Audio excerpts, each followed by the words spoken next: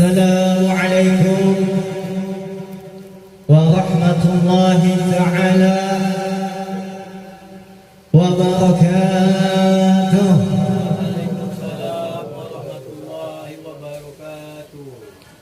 Alhamdulillahil qawiyyu sultan al-wadihil burhan al-mabsut fil wujudihi karamuh wa ihsanuh. Ashhadu an la ilaha illallah syahadatan tuhibu bihal lisan wa ashhadu anna sayyidina Muhammadan abdas sadiqa bihi wa fi'lihi.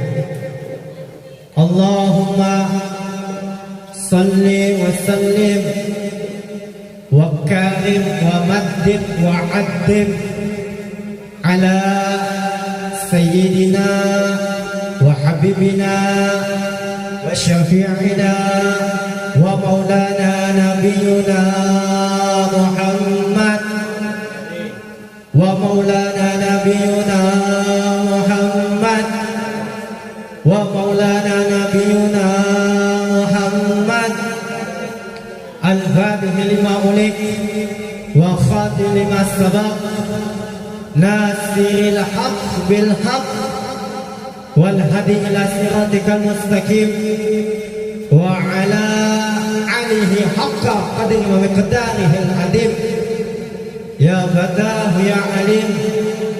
Amma ba'd, syahadatul habaib asyuraba wa jami'il hadirin al-ahba al-ihza rahimakumullah.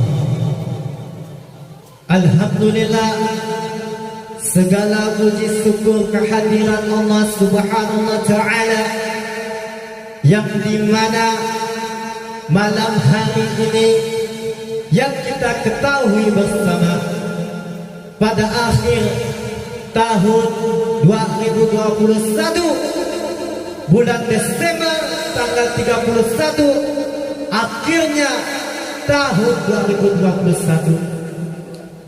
Kita bersyukur kepada Allah karena kenapa? Yang pertama, Allah memberikan kita umur yang panjang, badan yang sehat, dan pikiran rohani kita mengingat kepada Allah dan Nabi kita Sayyidina Muhammad sallallahu alaihi wasallam. Dan yang kedua kalinya kita hantarkan selawat kepada junjungan kita, Nabi panutan kita, yang dimana semua umat Islam ingin mendapatkan syafaat Nabi kita Sayyidina Muhammad di yaumil qiyamah.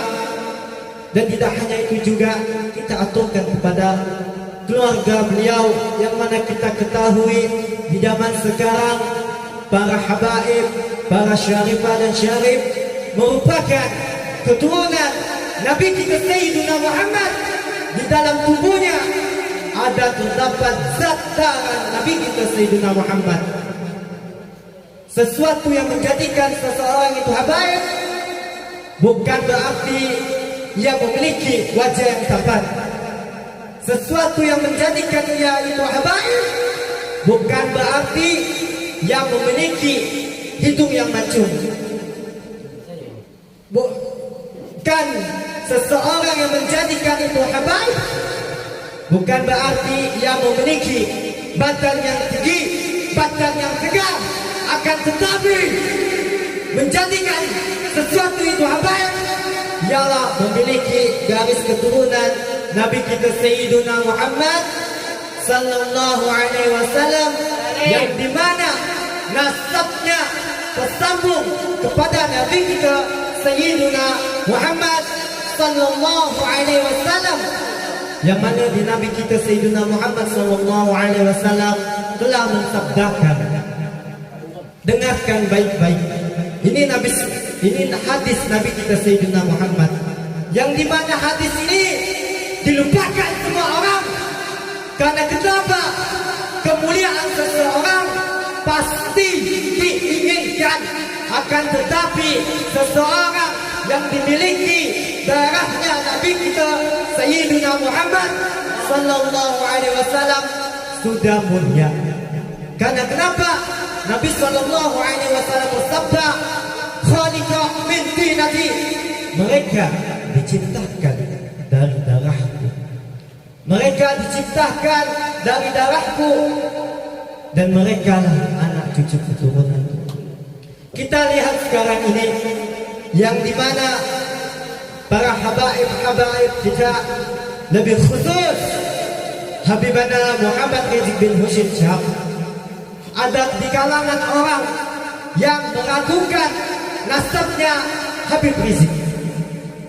Kemudian tidak lama kemudian Alawiyin membuktikan bahwasannya Habibana Muhammad Rizik bin Husin Syihab merupakan keturunan Nabi kita Sayyidina Muhammad sallallahu alaihi wasallam.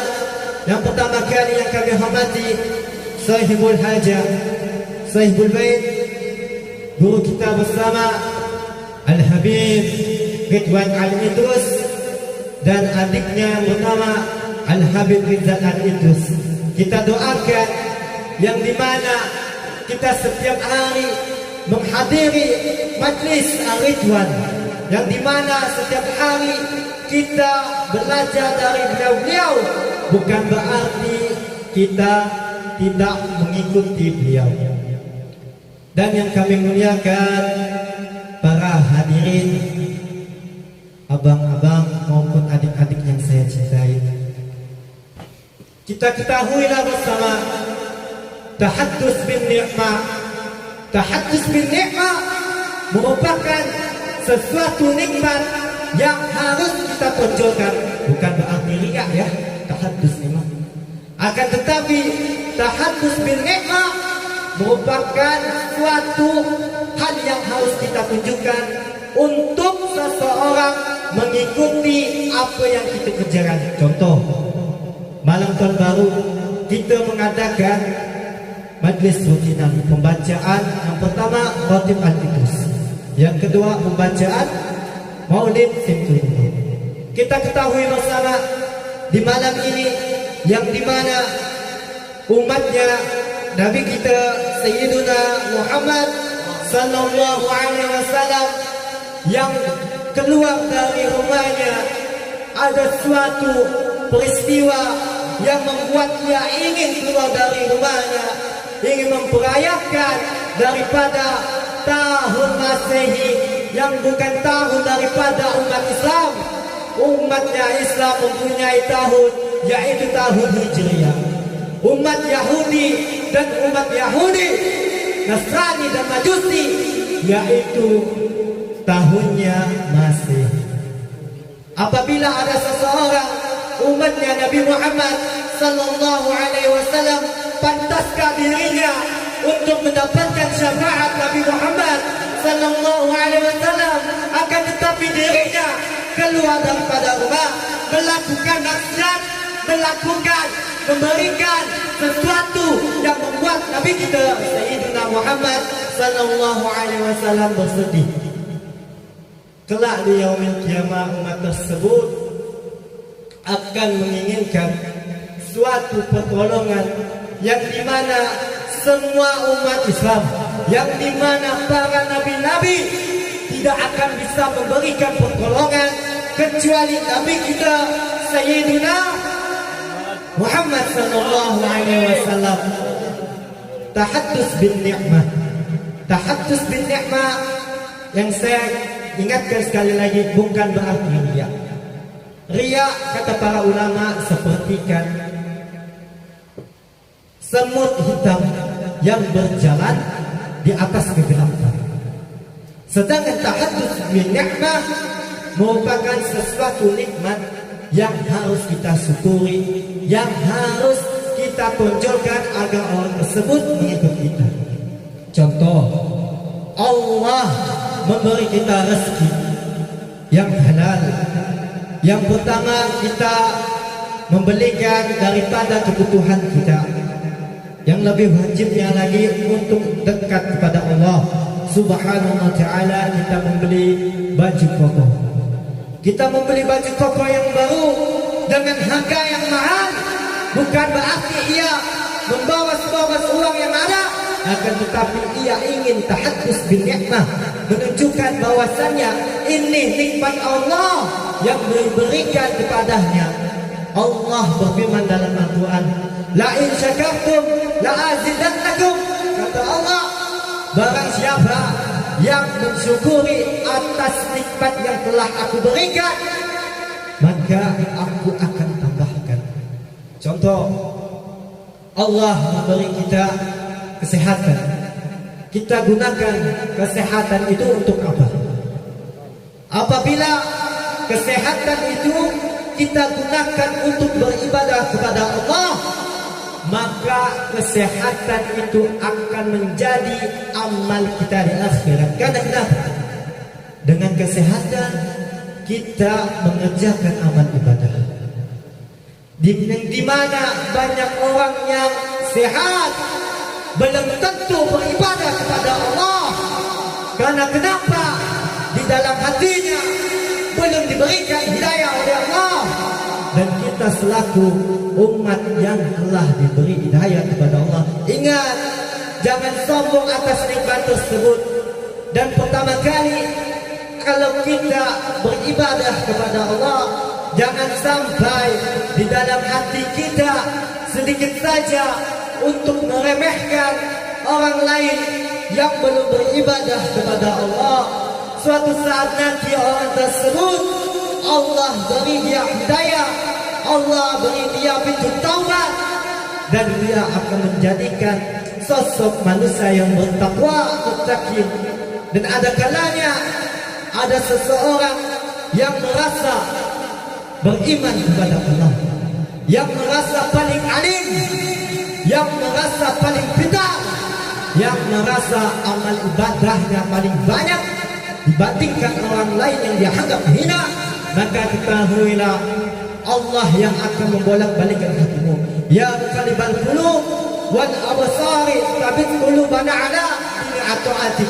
Allah akan membolak-balikkan hati manusia, baik itu dia dalam ketaatan maupun dia dalam kemaksiatan. Maka ketahuilah, jangan pernah di dalam diri Anda terdapat sedikit saja sifat sombong, sedikit saja sifat merendahkan orang lain.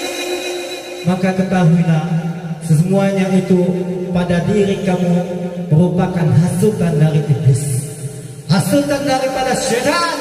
Karena iblis menginginkan umatnya Nabi Muhammad SAW dimasukkannya ke dalam neraka. Kita bisa ambil cerita daripada di dalam surah Al-Baqarah yang dimana Allah berfirman, wa idh qulna lil malaikati isjudu li adama fasajadu illa iblis aba wastakbara wa kana minal kafirin. Allah memerintahkan para malaikat untuk sujud kepada Nabi Adam alaihi salam. Akan tetapi ada iblis tidak mau mentaati daripada perintah Allah untuk sujud kepada Nabi Adam alaihi salam. Karena kenapa? Nabi Adam yang diciptakan dari tanah, sedangkan iblis yang diciptakan dari api sedang merasakan kesombongan di dalam dirinya lebih indah, lebih mulia, lebih alim, lebih yang lama hidup daripada Nabi Adam. Maka di dalam hati iblis tidak mau untuk bersujud kepada Nabi SAW.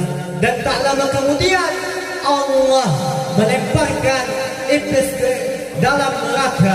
Makanya iblis tidak terima apabila dirinya sendiri masuk dalam neraka. Makanya iblis meminta mohon untuk merayu, menggoda umatnya Nabi kita Sayyidina Muhammad agar dimasukkan dalam neraka. Apa kita ada sifat sombong, sifat takabur, sifat rakus, maupun sifat pembangkang yang di mana Nabi kita Sayyidina Muhammad sallallahu alaihi wasallam telah menceritakan ala ukhbikum ahlin nar, mau tahukah kalian penduduk ahli neraka?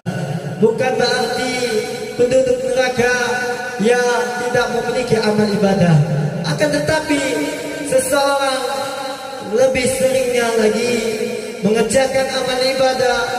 Ada dua niat yang dibarenginya. Dari pertama, niat dari para malaikat. Yang kedua, niat daripada syaitan. Apabila ia mengerjakan amal ibadah tersebut semata-mata ingin mendapatkan ridhonya Allah, semata-mata ingin mendapatkan ampunan Allah, maka ketahuilah di yaumil qiyamah nanti orang yang betul-betul ikhlas, betul-betul menjalankan apa yang diperintahkan oleh Allah, maka amal tersebut dapat menolongnya. Jangan sampai amal ibadah yang kita kerjakan selama dunia ini tidak dapat memberikan pertolongan kita di akhirat nanti. Berapa banyak manusia yang beramal yang tidak dilandasi dengan ilmu? Berapa banyak manusia umatnya Nabi kita Sayyidina Muhammad di malam ini yang melakukan sesuatu perkara yang tidak diajarkannya oleh Nabi kita Sayyidina Muhammad sallallahu alaihi wasallam? Pantaskah umat tersebut mendapatkan syafaat Nabi kita Sayyidina Muhammad sallallahu alaihi wasallam? Pantaskah umat tersebut mendapatkan pertolongan, ampunan dari Allah Subhanahu wa taala, di mana di dalam hidupnya di dunia ia tidak mau beribadah kepada Allah, ia tidak mau menjalankan apa yang diperintahkan oleh Allah. Berapa banyak maksiat yang ia lakukan, berapa banyak dosa yang ia lakukan, berapa banyak kesalahan yang ia lakukan dunia ini. Pada yaumil qiyamah seseorang pasti ingin mendapatkan pertolongan Nabi kita Sayyidina Muhammad sallallahu alaihi wasallam. Jangan sampai kita yang merasa udah lebih alim, merasa udah lebih soleh daripada orang lain, jangan sampai di dalam diri kita terdapat sifat sombong. Awas, sifat sombong salah satu penyakit yang amat besar.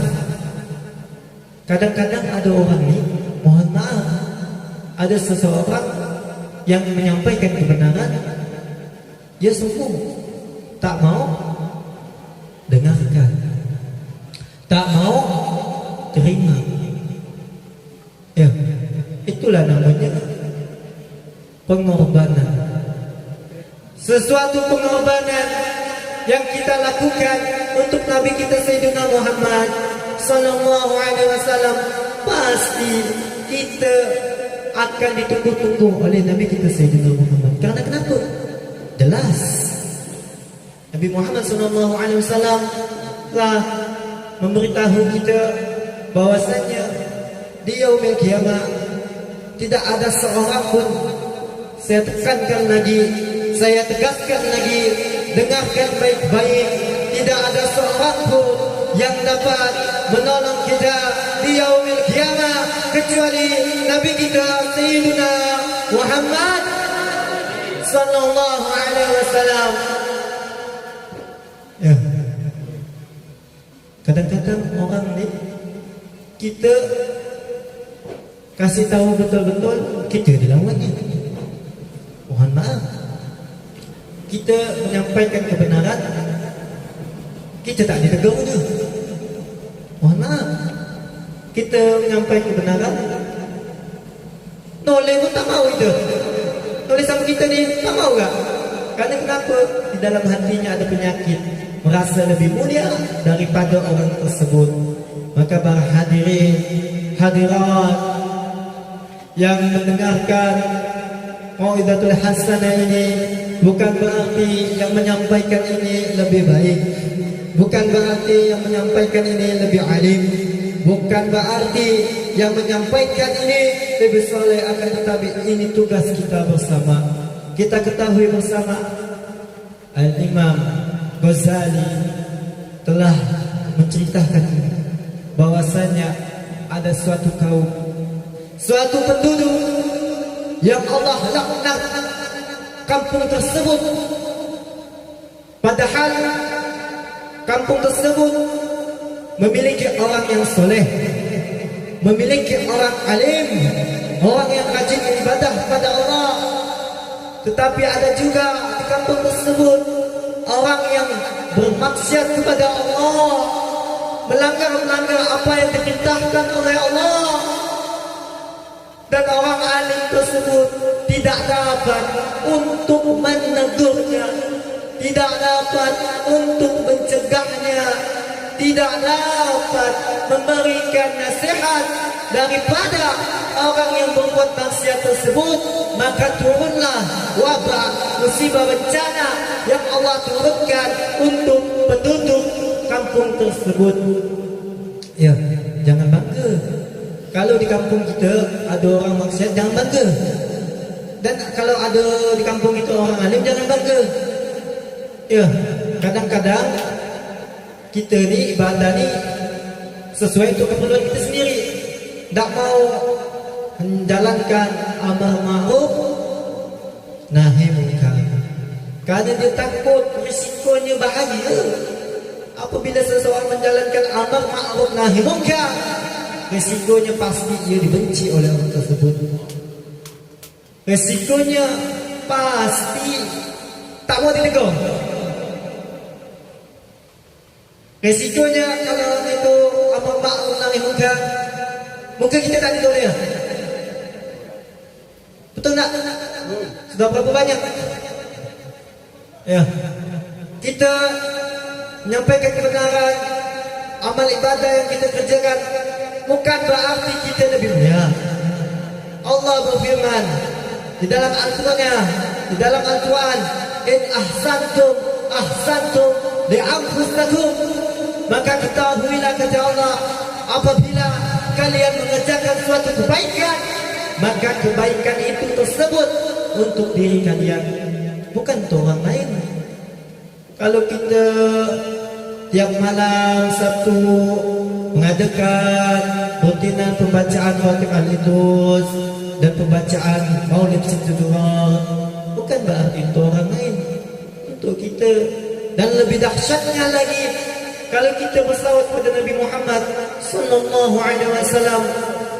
Ya, mungkin kita sudah ketahui semua, selawat satu saja yang kita bacakan akan mendapatkan 10 pahala, akan mendapatkan 10 kebaikan, dan diampuni 10 dosa. Tidak hanya itu juga, apabila ada seseorang anak yang berselawat kepada Nabi kita Sayyidina Muhammad sallallahu alaihi wasallam, ya Rabbi salli ala Muhammad, ya Rabbi salli alaihi wa sallim, ya Rabbi salli ala Muhammad, ya Rabbi salli alaihi wa sallim, ya Rabbi salli ala Muhammad, ya Rabbi salli alaihi wa sallim.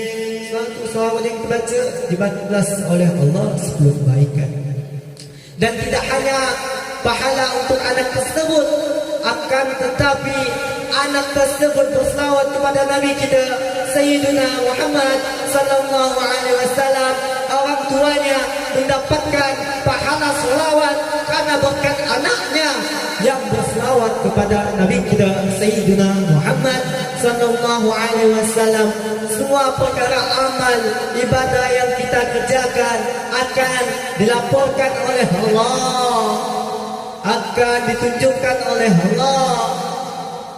Fulan bin Fulan telah berselawat kepada Nabi kita Sayyidina Muhammad, maka anaknya mendapatkan pahala dan orang tuanya juga mendapatkan pahala.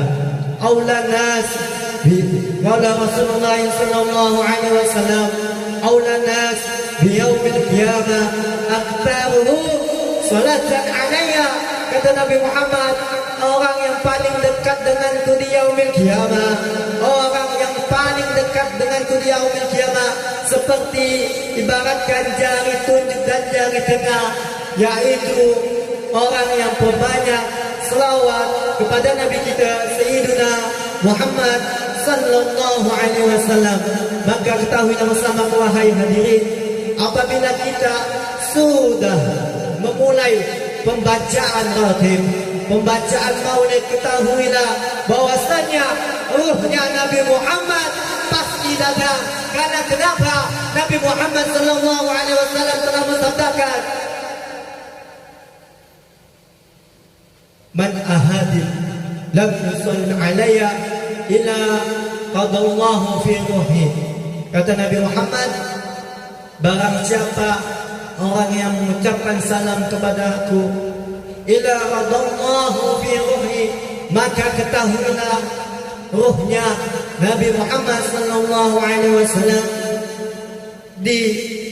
disampaikan kepada orang yang membaca salawat kepada Nabi kita Sayyidina Muhammad sallallahu alaihi wasallam.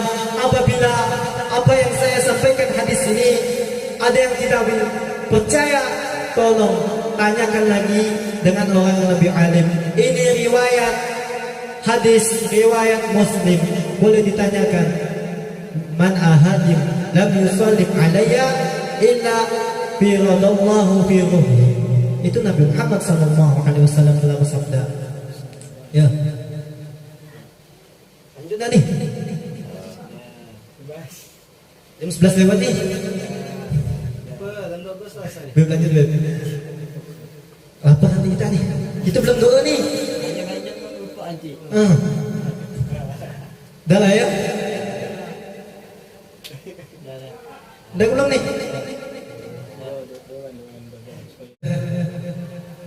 Yang pertama, Al-Fakir menyarankan daripada kita semua yang hadir di sini, yang bagian dari Majelis Ar-Ridwan,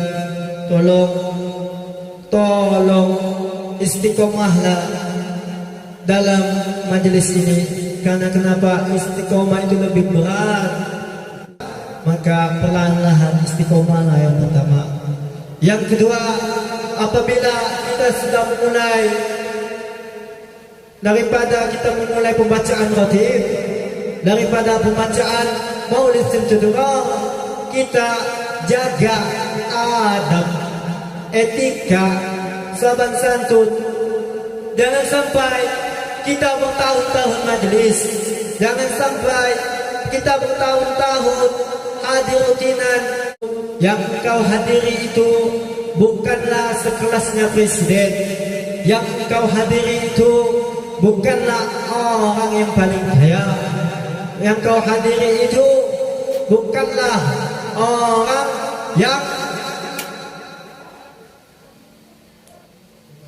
yang kau hadiri itu bukanlah orang manusia biasa-biasa saja. Karena engkau hadiri pembacaan maulid Nabi kita Sayyidina Muhammad sallallahu alaihi wasallam, sesungguhnya kita sedang ingin mendapatkan syafaat Nabi kita Sayyidina Muhammad sallallahu alaihi wasallam. Mata kita penuh dosa, maka ada hijab pembatas. Apabila mata kita kasyaf, bisa tebus, kita bisa mengetahui bahwasanya para malaikat sedang melepaskan sayapnya orang yang hadir di majlis. Bahwasanya Nabi Muhammad sallallahu alaihi wasallam hadir di tengah-tengah majlis kita. Karena kenapa? Mata kita yang terlalu banyak dosa, mata kita yang terlalu banyak maksiat, maka Allah tutup mata kita. Allah tutup mata kita. Allah tutup mata kita. Karena kenapa? Kita terlalu banyak dosa kepada Allah melalui mata ini. Amal kita tidak banyak, ibadah kita tidak banyak. Semua perkara kebaikan yang kita lakukan, kita bisa tahu sendiri karena kita yang mengajarkan. Al-amal li ajalin nas. Perkara amal yang dilakukan karena manusia, maka amal itu hanya sebatas untuk mendapatkan pujian manusia. Maka ketahuilah, al-amal li ajalin nas. Ia berbuat amal karena manusia. Ia berbuat amal ingin mendapatkan pujian manusia. Ia beramal ingin mendapatkan kemuliaan manusia. Ia beramal karena ingin dibilang alim, dibilang saleh. Maka ketahuilah, dunia engkau mendapatkan itu, akan tetapi di akhirat engkau belum tentu mendapatkan kemuliaan. Maka amal tersebut ditolak, tidak diterima oleh Allah Subhanahu wa ta'ala. Introspeksi sendiri pada diri kita. Sudah berapa banyak amal ibadah yang kita kerjakan? Sudah berapa banyak ngaji yang kita bacakan? Sudah berapa banyak salat yang kita kerjakan?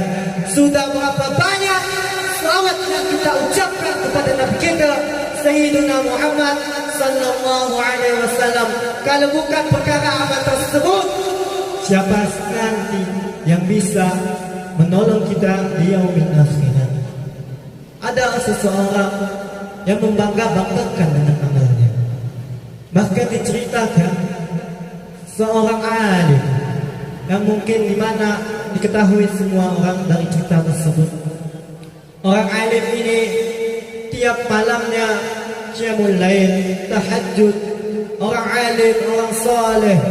Suatu ketika orang alim ini mengambil air wudhu.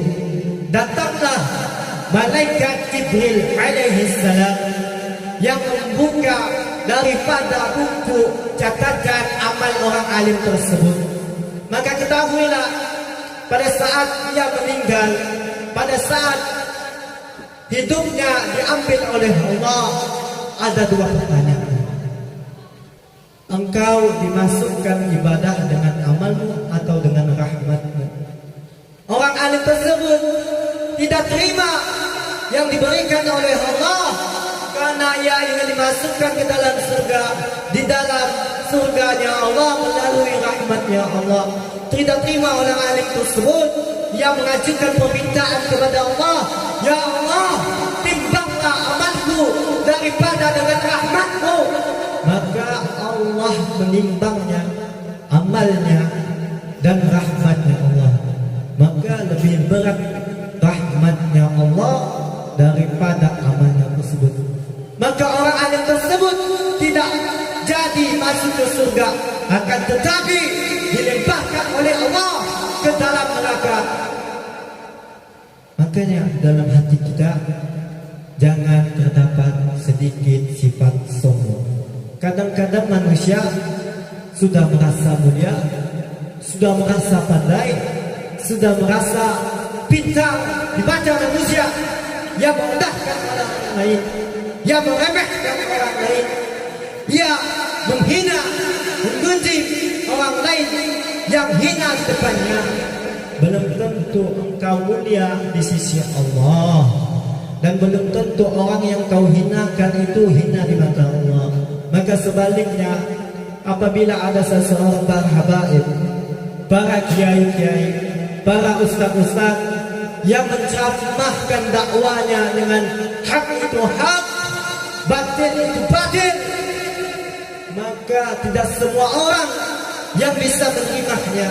Contoh Habibana Muhammad Rizik bin Husain Syihab, yang kita ketahui dakwah beliau, medan juang beliau sangatlah tidak main-main, yang dimana orang ingin membunuh beliau, mempenjarakan beliau, menteror beliau, bahkan mencaci maki, menghina, menggunjing, baik itu di televisi maupun secara langsung. Karena kenapa? Dakwah itu terdapat dua pilihan. Dakwah bil lisan, dakwatun bil kalam. Ada orang yang bisa dakwah dengan lisan, yaitu para habaib yang ceramah, yang mempunyai ilmu, para kiai-kiai kita, para ustaz-ustaz kita yang mempunyai ilmu untuk menyampaikan daripada syariatnya Nabi kita Sayyidina Muhammad sallallahu alaihi wasallam. Makanya pembukaan tadi yang saya sampaikan, nasiril haq bil haq wal hadi ila siratil mustaqim. Sampaikan nas itu dengan benar dan benar untuk menuju kau ke jalan yang benar. Jangan heran apabila ada seseorang yang menyampaikan kebenaran dibenci sama orang. Jangan heran apabila ada seseorang yang menyampaikan kebenaran digunjing sama orang. Jangan heran apabila ada seseorang yang menyampaikan kebenaran dihina, dibenci, dicaci maki, dimusuhi. Karena itulah medan dakwanya Nabi kita Sayyidina Muhammad sallallahu alaihi wasallam.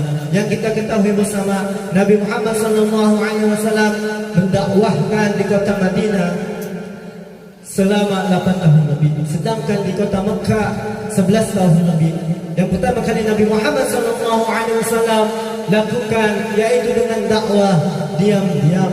Setelah penduduk Mekah dan Madinah mengikuti ramainya masuk Islam, maka Nabi Muhammad mendakwakannya secara terbuka-buka. Barang siapa yang tidak senang dengan ajaran Nabi kita Sayyidina Muhammad, pada dikala itu ada seseorang yang tidak ingin mengikuti Nabi kita Sayyidina Muhammad, yang dimana Nabi Muhammad SAW diperjalankan oleh Allah Isra wal Miraj. Nabi Muhammad dituduh bahwasanya Nabi Muhammad itu pembohong, Nabi Muhammad itu penyihir. Siapakah itu? Yaitu Abu Fir'aun. Ya, itu keberatan. Bukan ceramah yang keras, bukan isi ceramah yang keras, akan tetapi hati kita yang keras tidak bisa menerima sesuatu kebenaran. Makanya perkara hati dijaga betul-betul. Ada dakwah yang lembut, yang sependapat dengannya ia terima, ia pakai. Sedangkan ada dakwah yang keras, yang tidak sesuai dengan pendapatnya, ia tidak ikuti. Bahkan ia sampai maaf kata bahwasanya penceramah itu radikal. Penceramah itu terlalu radikal. Penceramah itu terlalu keras.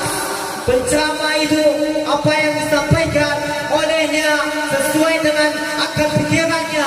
Maka ketahuilah wahai orang yang hati keras, ketahuilah sesungguhnya bukan dakwah yang keras. Ini perkara daripada syariatnya Nabi kita Sayyidina Muhammad sallallahu alaihi wasallam. Ud'u ila sabili rabbika bil hikmah. Wahai Nabi Muhammad, sampaikanlah mereka ke ajar Tuhanmu dengan hikmah, dengan baik. Wal mau'izatul hasanah, ceramahlah, sampaikanlah ceramah itu dengan baik. Bukan berarti baik ini kita tidak bisa untuk menyampaikan sesuatu yang keras. Akan tetapi di dalam konteks ceramah yang baik ini kita menyampaikan sesuatu yang benar daripada syariatnya Nabi kita Sayyidina Muhammad sallallahu alaihi wasallam.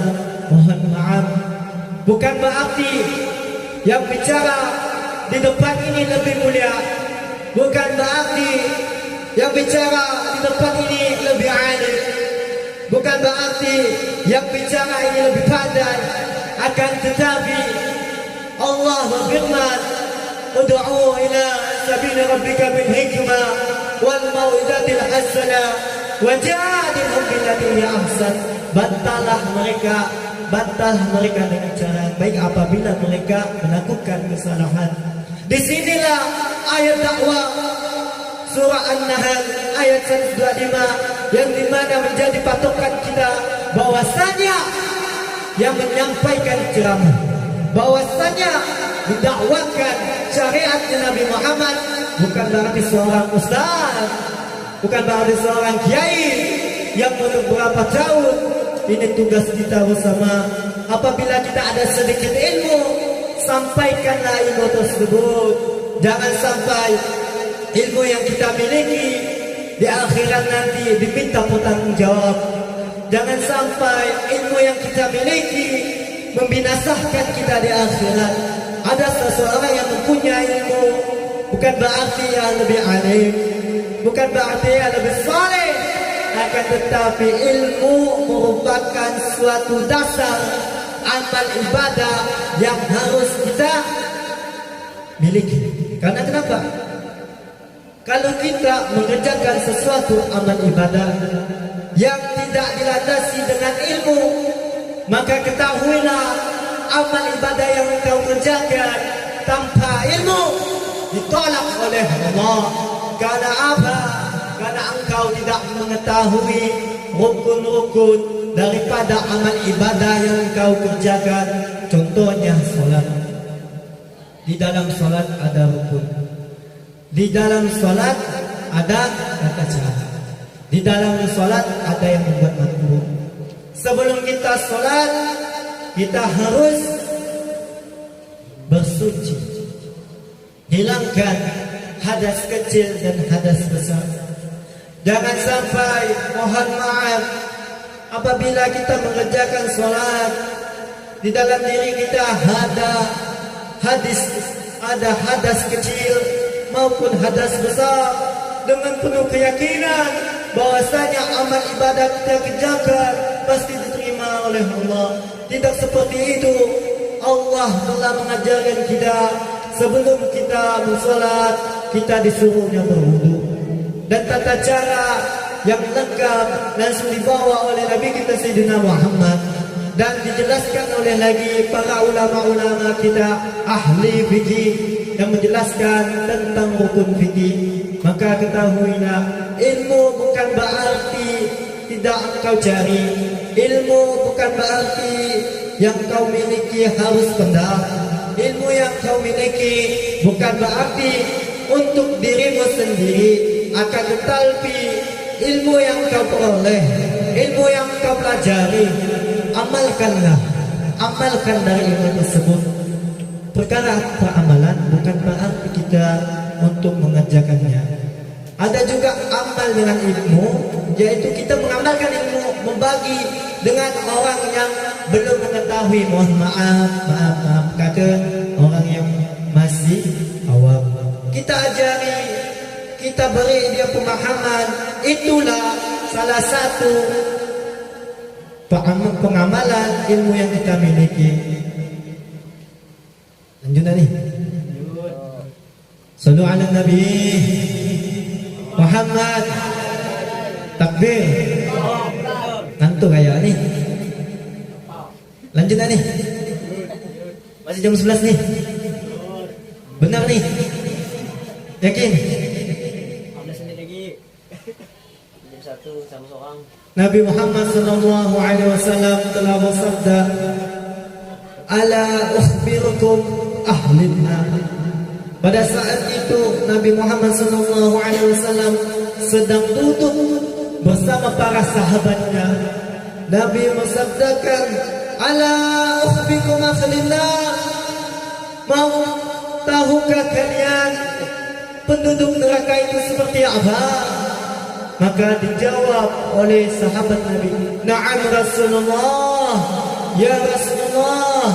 Dan dijawab oleh Nabi Muhammad sallallahu alaihi wasallam, "Qala kullu unsulin jawadin mustakhbirin."